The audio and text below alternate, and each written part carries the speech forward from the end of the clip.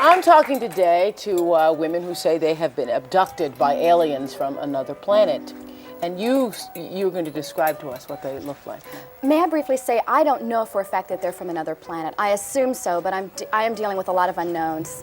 I don't know where they come from. I just can describe what I saw. I don't have the answers. Well, you know you weren't in Kansas anymore, Toto. And I wasn't wearing red shoes that I could click together. Yeah. I mean, okay, so, and they look like? They're humanoid as far as the body, very small frames, about 3.5 to 4 feet tall. And I found myself laughing to myself when I saw them because I just saw one being actually. Because the skin was very, very dark olive green, so dark it could be mistaken for black. And I even laughed to myself. All right! All right! No. I laughed to myself We're because... in control in outer space! All right. Thank you. I laughed to myself. You know I believe you, girl. You know I believe you.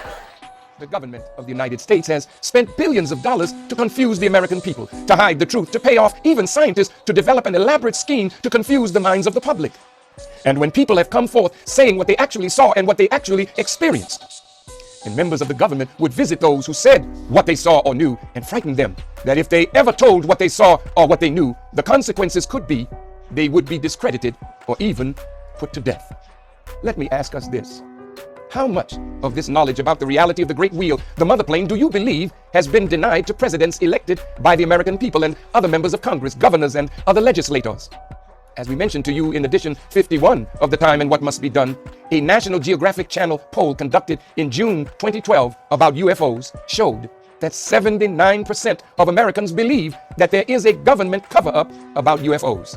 In an ABC News report published on December 9, 2013, by Annetta Constantinides, she references remarks made by President Obama to actress Shirley MacLaine about Area 51. Let's take a look at this video clip. When you first become president, one of the questions that people ask you is, what's really going on at Area 51?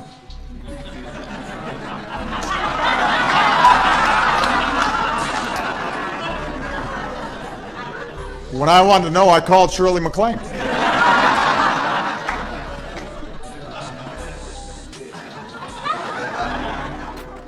I think I just became the first president to ever publicly mention Area 51. How's that, Shirley? So, as you have just heard, this is not an insignificant reference by President Obama to Shirley MacLaine and Area 51. As an Oscar, Golden Globe, and Emmy-winning actress, she has been known for decades to discuss her experiences with UFOs. As a proponent of New Age philosophy, which deals with a spirituality without borders or confining dogmas, and metaphysics, which deals with the underlying theoretical principles of a subject or field of inquiry, and the theological doctrine of causation, she has discussed in television interviews and in her books her beliefs and experiences with UFOs. According to Wikipedia, quote, she has given numerous interviews on CNN, NBC, and Fox News channels on the subject during 2007-2008. In her book, Saging While Aging, published in 2007, she described alien encounters and witnessing of Washington, D.C. UFO incidents in the 1950s. In the April 2011 edition of The Oprah Show, MacLaine stated that she and her neighbor observed numerous UFO incidents at her New Mexico ranch for extended periods of time, close quote. We believe such reference underscores an awareness by the president of this matter and his awareness of the interest of the American people about this issue of UFOs. According to a special report sponsored and funded by billionaire philanthropist Lawrence S. Rockefeller entitled The UFO Briefing Document, The Best Available Evidence, and published by the UFO Research Coalition in 1995, comments on the issue of government secrecy on page 3 and 4. It reads in part, quote, in the case of UFO phenomena, the question must be asked, what would give an unelected government official the right to keep this information to himself, thereby depriving the rest of the world of possible knowledge of almost inconceivable magnitude and consequence? Such elitism by the officials of any government, much less a government based on the principles of democracy and individual rights, is a gross injustice, not only to its own people, but to all people. Secrecy, like power, lends itself to abuse. Behind the shield of secrecy, it is possible for an agency or service to avoid scrutiny and essentially to operate outside of the law. Numerous high-ranking government officials have been denied access to the knowledge of what you call UFOs. They include former President Bill Clinton, who said in a speech in Hong Kong in 2005, quote, "I did attempt to find out if there were any secret government documents that reveal things, and if there were, they were concealed from me too," close quote. Our research has indicated that an important relationship existed between the Clintons, especially Hillary Clinton with Mr. Lawrence Rockefeller. According to Mr. J. Antonio Junius, one of the co-authors of the UFO briefing document, in an article entitled "The Lawrence Rockefeller UFO Initiative," he writes on Mr. Rockefeller, quote, "Mr. Rockefeller's activities included lobbying at the highest level President Bill Clinton and Hillary Rodham Clinton. Long before the term exopolitics was in vogue, Lawrence Rockefeller was practicing it in the White House from 1993 to 1996. This has come to be known as the Rockefeller UFO Initiative, a multi-pronged campaign to get the U.S. government to release sensitive information on UFOs and extraterrestrial intelligence. But what is exopolitics? It is the art or science of government as concerned with creating or influencing policy toward phenomena and extraterrestrial beings." The article continues, quote, "The initiative is documented in hundreds of pages of correspondence released a few years ago by the White House Office of Science and Technology Policy under the Freedom of Information Act. According to the article, 2 meetings took place in 1993 and 94 with Dr. John Gibbons, director of the White House Office of Science and Technology Policy during the Clinton administration, with Mr. Rockefeller and his team to discuss declassifying documents concerning the existence of UFOs. The article further indicates that in late August 1995, the Clinton family went on vacation at Lawrence Rockefeller's JY Ranch next to the Grand Teton National Park in Wyoming. And also, according to Grant Cameron, Rockefeller briefed both the president and first lady at the JY Ranch, but unfortunately, there is no documentation of what was discussed. Hey everybody, thanks for tuning in. Today we'll be going over the best parts, the most mind-blowing aspects of Graham Hancock's Fingerprints of the Gods. Now, this book is a staple for anyone who wants to learn more about the history of humanity and the history of human civilizations. It's a decently thick book, so let's go over what I believe to be the best, most mind-blowing parts of it.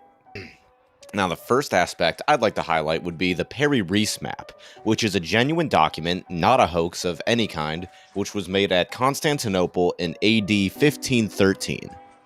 It's a map that focuses on the western coast of Africa, the eastern coast of South America, and the northern coast of Antarctica, which makes absolutely no sense, because Perry Reese could not have acquired this information from contemporary explorers because Antarctica remained undiscovered until 1818, more than 300 years after Perry Reese drew this map.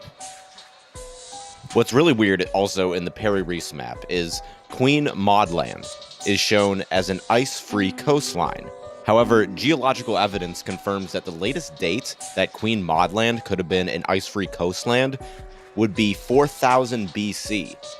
So, in other words, the true enigma of this 1513 map is not so much its inclusion of a continent not discovered until 1818, but its portrayal of part of the coastline of that continent under ice-free conditions, which came to an end 6,000 years ago and has not since recurred. So, how can this be explained? Well, Perry Reese actually gives the answer in a series of notes written in his own hand on the map itself. He tells us that he was not responsible for the original surveying and cartography. On the contrary, he admits that his role was merely that of a compiler and copyist, and that the map was derived from a large number of source maps. I mean, people forget that a huge chunk of human history was destroyed during the burning of the Library of Alexander that happened in 48 BC, which was, I would argue to say, the majority of written human history at that time, also with a lot of cartography and a lot of maps were transcribed at that library. We have lost a ton of information about our past. So it should come as no surprise that enigmatic maps like the Perry Reese map are going to pop up from time to time that don't explain or fit in with contemporary history because of events like the burning of the Library of Alexander and many other conquerors burning written history and artifacts. So anyways, Fingerprint of the Gods goes on to explain scientifically how scientists know that Antarctica was actually glacier-free about 6,000 years ago, using something called ionium dating developed by Dr. W.D. Urey, which makes use of 3 different radioactive elements found in seawater. Researchers at the Carnegie Institute in Washington, D.C. were able to establish beyond any reasonable doubt that great rivers carrying fine-grained, well-assorted sediments had indeed flowed in Antarctica until about 6,000 years ago. Just as another map, the Orontius Phineas map, has also showed, which is another map that's highlighted in the Fingerprint of the Gods, which shows another map of Antarctica with rivers flowing inside of it, which again is unexplainable by contemporary historians. So scientists confirmed that after around the date of 4000 BC, we see glaciers or glacial sediment begin to be deposited at the Ross Sea, which is the ocean, the sea covering Antarctica. So science has confirmed that large glaciers did not form in Antarctica until about 4000 BC, and then we look and we see a few ancient maps that show ancient people discovering Antarctica with flowing rivers. Can you even begin to imagine the amazing discoveries archaeologists could find in Antarctica if they were actually able to dig below the snow and the ice? Alright, so on to the next amazing point. In Peru, just north of Cusco, there is an amazing ancient structure, a fortress called Sacsayhuaman. This ancient fortress actually predates the Incas, who lived in this area once the Spanish conquistadors came in and started keeping historical records. One conquistador reported something interesting in his royal commentaries of the Incas. He gave an account of how, in historical times, an Inca king had tried to emulate the achievements of his predecessors who had built Sacsayhuaman. The attempt had involved bringing just one immense boulder from several miles away to add to the existing fortifications. This boulder was hauled across the mountain by more than 20,000 Indians, going up and down very steep hills. At a certain point, it fell from their hands over a precipice, crushing more than 3,000 men on the boulder's way down from the cliff. In all the histories that Graham Hancock says he surveyed, this was the only report which described the Incas actually building or trying to build with huge blocks like those employed at Sacsayhuaman, and that's me attempting to pronounce it, even as a Spanish minor. The report suggested that they possessed no experience of the techniques involved and that their attempts had ended in disaster. Yeah, that's just another interesting thing that I forgot about until I read Fingerprint of the Gods, is that the ancient civilizations of the Aztecs, of the Incas, they never even claimed to be the ones who built these amazing ziggurats and fortresses that they built their civilizations around. They attribute these structures to even earlier civilizations that weren't actually the Aztecs, the Mayas, or the Incas. They didn't build these amazing ancient structures, according to them. In fact, you know that famous Mayan calendar everyone talks about? Well, Graham Hancock explains in this book, that was not created by the Mayans. That was created by a predecessor of the Mayans, a civilization known as the Olmecs, meaning the rubber people. And of course, that's not even what those people refer to themselves as. That's just what the Mayans referred to them as, the Olmecs. That wasn't even their original name. That's how little we know about this ancient civilization that made something as advanced as the Mayan calendar. Alright, so another really weird and amazing thing that Graham Hancock talks about in his book was how the ancient Maya talked about the legend of dwarves. The ancient Mayans have a pyramid called the Pyramid of the Magician, which was attributed to being constructed by ancient dwarves. But this Pyramid of the Magician was by no means unique in being associated with the supernatural powers of dwarves, whose architectural and masonry skills were widely renowned in Central America. Construction work, this is a quote by some Mayans, construction work was easy for them, asserted one typical Maya legend. All they had to do was whistle, and heavy rocks would move into place. This is weird because a very similar tradition claimed that the gigantic stone blocks of the mysterious Andean city of Tiwanaku had been carried through the air to the sound of a trumpet. And an interesting side note to this, I remember seeing a video and an article in a mainstream science publication about how scientists figured out how to use acoustic waves in order to levitate very lightweight objects. You can go on YouTube yourself and check these videos out where scientists use acoustic waves to move like little marbles.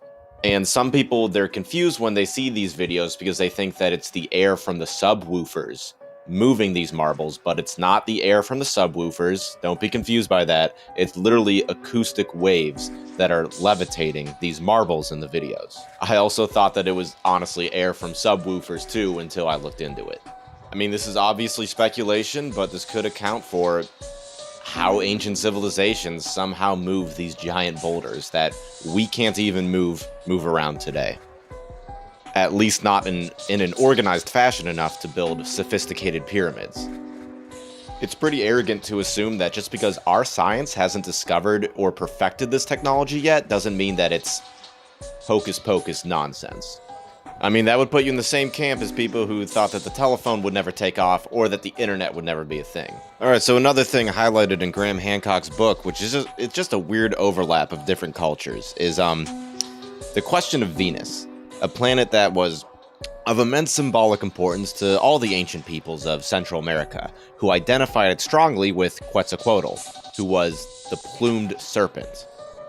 Unlike the ancient Greeks, but like the ancient Egyptians, the Maya understood that Venus was both the morning star and the evening star. The Greeks only considered Venus the morning star, but still, interestingly enough, who else is considered to be called the morning star? But Satan, Lucifer. Lucifer is also known as the morning star, just like Venus. And then, I'm not going to go into this here, but for those of you who are well read in this subject, you understand the similarities between, the serpent and Lucifer too. So that's very odd. But another great question that I've had in the past, which I'm sure many more of you too have also had the same question, is what did the ancients think that the pyramids were used for? Well, Central American traditions collected in the 16th century by Father Bernardino de Saguan gave eloquent expression to a widespread belief that Teotihuacan had fulfilled at least one specific and important religious function in ancient times. Teotihuacan, of course, being a pyramid in Mexico, and according to these legends, the city of the gods was so known because the lords therein buried after their deaths did not perish but turned into gods. In other words, it was the place where men became gods. It was additionally known as the place of those who had the road of the gods and the place where gods were made. So is this a coincidence that Hancock wonders that this seems to have been the religious purpose of the three pyramids also at Giza? Because the hieroglyphs of the pyramid text, the oldest coherent body of writing in the world, left little room for doubt that the ultimate objective of the rituals carried out within the colossal structures of the pyramids was to bring about the deceased pharaoh's transfiguration, to throw open the doors of the firmament and to make a road, so that he might ascend into the company of gods. And this is what a lot of people believe is the purpose of being on Earth. This is like a boot camp. This is a training ground for us to basically evolve onto the next level.